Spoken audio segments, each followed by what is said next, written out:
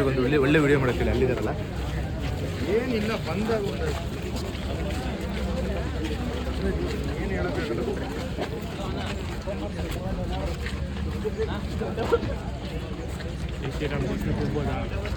ಬೇಡ ಆಚೆಗೆ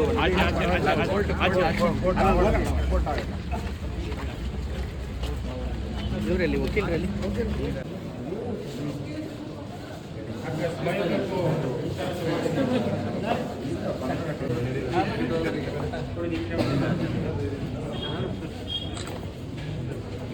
ಡಾಕ್ಟರ್ ಮುಂದಕ್ಕೆ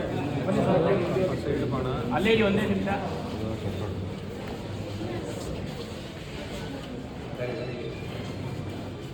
ದಾರಿ ಬಿಡಿ ಹೊರಡೋ ದಾರಿ ಬಿಡಿ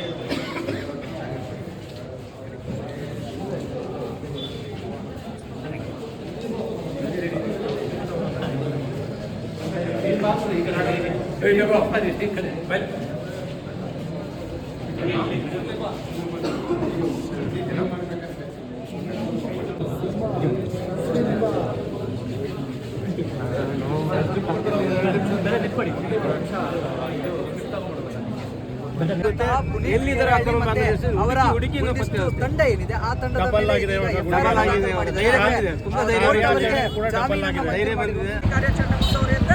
ಎಷ್ಟೇ ನಮ್ಮನ್ನು ತಡೆಯುವ ಪ್ರಯತ್ನವನ್ನು ಮಾಡಿದ್ರು ಕೂಡ ಇಂಥ ಸಾವಿರ ಎಷ್ಟೇ ಯಾರು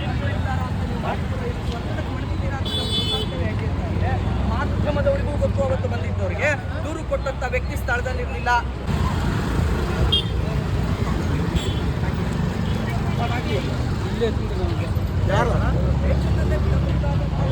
ಜಾಮೀನು ಅಪರಾಧಗಳನ್ನು ನಡೆಸಿಯೂ ಕೂಡ ನಮ್ಮನ್ನು ರಾತ್ರೋರಾತ್ರಿ ನಮ್ಮನ್ನು ಬಂಧನ ಮಾಡ್ತಾರೆ. ಯಾವುದೇ ಬಂಧನದ ಇದನ್ನು ಕೂಡ ನಮಗೆ ಕೊಡೋದಿಲ್ಲ, ನೋಟಿಸ್ ಮಾಡೋದಿಲ್ಲ, ಇಂಟಿಮೇಷನ್ ಮಾಡೋದಿಲ್ಲ, ಏಕಾಏಕಿ ಬಂದು ಬಂಧನ ಮಾಡ್ತಾರೆ. ಅಂದರೆ ಎಡಪಂಥೀಯ ಸಂಘಟನೆಗಳಿಗೆ ಈ ಇಡೀ ಸರ್ಕಾರ ತಮ್ಮನ್ನು ತಾವು ಮಾರ್ಕೊಂಡಿದೆ, ಅವರ ಒತ್ತಡಕ್ಕೆ ಮಣಿದಿದೆ ಅಂತ ಅನ್ನೋದು ಸತ್ಯ. ಮತ್ತು ಇನ್ನೊಂದು ರೀತಿಯಲ್ಲಿ ಈ ದೇಶದಲ್ಲಿ ಎಡಪಂಥೀಯ ಚಿಂತನೆ ಉಳ್ಳವರು ಸಂಪೂರ್ಣವಾಗಿ ದೇಶದ್ರೋಹಿತನವನ್ನು ಮಾಡ್ತಿದ್ದಾರೆ ಅನ್ನೋದು ಕೂಡ ಸತ್ಯವಾಯಿತು. ಯಾವುದೇ ರೀತಿ ಈ ಹೋರಾಟವನ್ನು ಹತ್ತಿಕ್ಕುವಂಥ ಪ್ರಯತ್ನವನ್ನು ಯಾರ್ಯಾರು ಮಾಡ್ತಾ ಇದ್ದೀರಾ ನಾನು ಎಲ್ರಿಗೂ ಹೇಳ್ತೀನಿ, ಅಕ್ರಮ ಬಾಂಗ್ಲಾ ವಲಸಿಗರ ವಿರುದ್ಧದ ಹೋರಾಟ ಇವತ್ತಿನಿಂದ ಆರಂಭವಾಗಿದೆಯೇ ಹೊರತು ಇವತ್ತಿಗೆ ಅಂತ್ಯ ಆಗಿಲ್ಲ. ಮತ್ತು ಈ ಸಂದರ್ಭದಲ್ಲಿ ನಮ್ಮ ಜೊತೆಗೆ ನಿಂತು ನಿನ್ನೆ ರಾತ್ರಿಯಿಂದ ಇವತ್ತಿನವರೆಗೂ ಜೊತೆ ನಿಂತಹ ಬಿಜೆಪಿಯ ಮುಖಂಡರಾದಂಥ ಎಲ್ರಿಗೂ ಕೂಡ ಆನೇಕಲ್ನ ಅನೇಕ ಎಲ್ಲ ಬಿಜೆಪಿಯ ಮುಖಂಡರು ನಮ್ಮ ಜೊತೆಗೆ ನಿಂತಿದ್ದಾರೆ. ಬಜರಂಗ ದಳ, ವಿಶೇಷವಾಗಿ ಬಜರಂಗ ದಳದ ಕಾರ್ಯಕರ್ತರು ಬೆಳಗಿನಿಂದ ನಮ್ಮ ಜೊತೆಗೆ ನಿಂತ್ಕೊಂಡು ಇವತ್ತು ಇಲ್ಲಿರ್ತಕ್ಕಂಥ ಪ್ರತಿಯೊಬ್ಬರು ನಮ್ಮ ಜೊತೆಗೆ ನಿಂತ್ಕೊಂಡಿದ್ದಾರೆ. ಎಲ್ಲ ಬಜರಂಗ ದಳದ ಮುಖಂಡರಿಗೂ ಕೂಡ ನಾನು ತುಂಬ ಹೃದಯ ಧನ್ಯವಾದವನ್ನು ತಿಳಿಸ್ತೀನಿ. ಮತ್ತು ಸಿ ಕೆ ರಾಮಮೂರ್ತಿ ಅವರಿಗೆ, ಮತ್ತು ಬಿಜೆಪಿ ವಿಜಯೇಂದ್ರ ಅಣ್ಣನವರಿಗೆ, ಮತ್ತು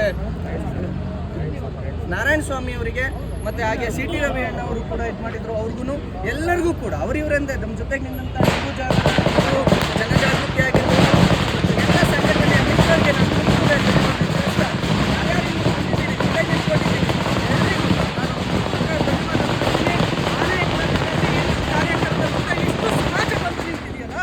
ನೀವು ನಮ್ಮನ್ನು ತಡೆಯೋಕೆ ಪ್ರಯತ್ನ ಪಟ್ಟಾಗೆಲ್ಲ ನಮ್ಮ ಶಕ್ತಿ ಹೆಚ್ಚಾಗುತ್ತೆ.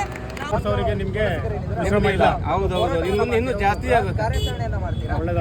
ನಿಮ್ಮ ಮೇಲೆ ಎಫ್ಐಆರ್ ಆಗಿದೆ, ಇದ್ರ ಬಗ್ಗೆ ಮೊದಲನೇದಾಗಿ ನಮಗೆ ನ್ಯಾಯಾಲಯದಲ್ಲಿ ಜಾಮೀನು ಕೊಡಿಸಿದಂತ ವಕೀಲರಿಗೆ ನಾನು ಪಟಾಪಟ್ ಪ್ರಕಾಶ್ ಅವರಿಗೆ ಮತ್ತು ಅವ್ರ ತಂಡಕ್ಕೆ ನಾನು ತುಂಬ ಹೃದಯ ಧನ್ಯವಾದವನ್ನು ತಿಳಿಸ್ತೇನೆ.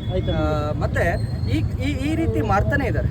ಅಂದರೆ ಯಾರ್ಯಾರು ವ್ಯವಸ್ಥೆ ಯಾವಾಗ ಈ ಕೆಲಸ ಮಾಡಬೇಕಿತ್ತು, ವ್ಯವಸ್ಥೆ ಅಕ್ರಮ ಬಾಂಗ್ಲಾ ವಲಸಿಗರನ್ನು ಆಚೆ ಹಾಕಬೇಕಾಗಿತ್ತು. ನಾನು ಹೇಳ್ತೇನೆ ಕಾಂಗ್ರೆಸ್ ಸರ್ಕಾರ ಈ ಕೆಲಸ ಮಾಡಬೇಕಾಗಿತ್ತು. ಯಾವಾಗ ದೇಶಭಕ್ತರು, ನಾಡಭಕ್ತರು ನಾಡಿಗಾಗಿ, ಕರ್ನಾಟಕದ ಉಳಿವಿಗಾಗಿ, ಭಾಷಾ ಉಳಿವಿಗಾಗಿ, ಸಂಸ್ಕೃತಿ ಉಳಿವಿಗಾಗಿ ಈ ಕೆಲಸ ಮಾಡಲಿಕ್ಕೆ ಆರಂಭ ಮಾಡಿದ್ವು, ಯಾವುದೇ ದಾಖಲೆಗಳಿಲ್ಲದೆ ಅಕ್ರಮವಾಗಿ ಬಾಂಗ್ಲಾಕ್ಕೆ ಬಂದು ಬಾಂಗ್ಲಾ ವಲಸಿಗರು ಭಾರತಕ್ಕೆ ಬಂದು ಸೇರ್ಕೊಂಡಿರೋದ್ರು, ಇದ್ರ ವಿರುದ್ಧ ಕಾರ್ಯಾಚರಣೆ ಆರಂಭವಾಯಿತು. ಯಾವಾಗ ಕಾಂಗ್ರೆಸ್ನ ವೋಟ್ ಬ್ಯಾಂಕಿಗೆ ತೊಂದರೆ ಆಯಿತು, ಈ ಕಾರ್ಯಾಚರಣೆ ಬಹಳ ದೊಡ್ಡ ವ್ಯಾಪ್ತಿಯನ್ನು ಪಡ್ಕೊಂಡ್ರೆ ನಾಳೆ ಕಾಂಗ್ರೆಸ್ ವೋಟ್ ಬ್ಯಾಂಕಿಗೆ ತೊಂದರೆ ಆಗುತ್ತೆ ಅನ್ನೋದನ್ನು ಅರಿತುಕೊಂಡಂಥ ಸರ್ಕಾರ ನಮ್ಮ ಮೇಲೆ ಸುಳ್ಳು ಪ್ರಕರಣವನ್ನು ದಾಖಲು ಮಾಡಿ ನಮ್ಮನ್ನು ಕಸ್ಟಡಿಗೆ ತೆಗೆದುಕೊಳ್ಳೋರು. ತಡರಾತ್ರಿ ಕಸ್ಟಡಿಗೆ ತಗೊಳ್ಳುವಂಥದ್ದೇನಿತ್ತು, ರಾತ್ರೋರಾತ್ರಿ ಕಸ್ಟಡಿಗೆ ತಗೊಳ್ಳುವಂಥ ಕೆಲಸವನ್ನು ಮಾಡ್ತು. ಆದರೆ ನ್ಯಾಯಾಲಯ ಜಾಮೀನು ಕೊಟ್ಟಿದೆ. ನಾವು ಮತ್ತು ನಾಗೇಂದ್ರ ಅವರು, ಡಾಕ್ಟರ್ ನಾಗೇಂದ್ರ ಜಿ ಅವರು ಮತ್ತು ನಮ್ಮನ್ನು ನ್ಯಾಯಾಲಯ ಬಿಡುಗಡೆಗೊಳಿಸಿದೆ. ಆದರೆ ಇದು ವ್ಯವಸ್ಥೆಗೆ ಕನ್ನಡಿ ಹಿಡಿದಂತೆ, ಅಂದರೆ ಯಾರನ್ನು ನೀವು ಬಂಧಿಸಬೇಕಾಗಿತ್ತು, ಯಾವುದರ ವಿರುದ್ಧ ಕಾರ್ಯಾಚರಣೆ ಮಾಡಬೇಕಿತ್ತು, ಯಾವುದರ ರಕ್ಷಣೆಗೆ ಮುಂದಾಗಬೇಕಾಗಿತ್ತು. ನೀವು ನಾಡು ನುಡಿ ದೇಶದ ರಕ್ಷಣೆಗೆ ಮುಂದಾಗಬೇಕಾಗಿತ್ತು. ಆದರೆ ನೀವು ರಕ್ಷಣೆಗೆ ಮುಂದಾಗಿದ್ದು ಅಕ್ರಮ ಬಾಂಗ್ಲಾ ವಲಸಿಗರ ರಕ್ಷಣೆಗೆ ಮುಂದಾಗಿದ್ದೀರಾ. ಸುಳ್ಳು ಪ್ರಕರಣವನ್ನು ದಾಖಲು ಮಾಡಿದ್ದೀರಾ. ಇದು ನಿಲ್ಲೋದಿಲ್ಲ. ಸರಿಗ ನಿಮ್ಮ ಮೇಲೆ ದೂರನ್ನ ದಾಖಲು ಮಾಡಿದಂಥ ವ್ಯಕ್ತಿ ಆ ಸ್ಥಳದಲ್ಲಿ ಇದ್ರು. ಅವತ್ತು ರಾತ್ರಿ ಏನಾಯಿತು? ಅದು ಎಲ್ಲ ಮಾಧ್ಯಮಗಳಿಗೂ ಗೊತ್ತು. ಮತ್ತು ಆರ್ ಕನ್ನಡ ನಿರಂತರವಾಗಿ ಅಕ್ರಮ ಬಾಂಗ್ಲಾ ವಲಸಿಗರ ಈ ಶೆಡ್ಗಳ ಮೇಲೆ ಕಾರ್ಯಾಚರಣೆಯನ್ನು ನಡೆಸ್ತಾ ಇದೆ. ಆರ್ ಕನ್ನಡ ಚಾನಲ್ ಕೂಡ ಅಲ್ಲಿತ್ತು, ಅನೇಕ ಚಾನಲ್ಗಳಲ್ಲಿತ್ತು, ಎಲ್ಲರಿಗೂ ಗೊತ್ತು. ಅಲ್ಲಿ ಇವತ್ತು ದೂರು ಕೊಟ್ಟ ವ್ಯಕ್ತಿ ಆ ಸ್ಥಳದಲ್ಲಿ ಇರಲಿಲ್ಲ.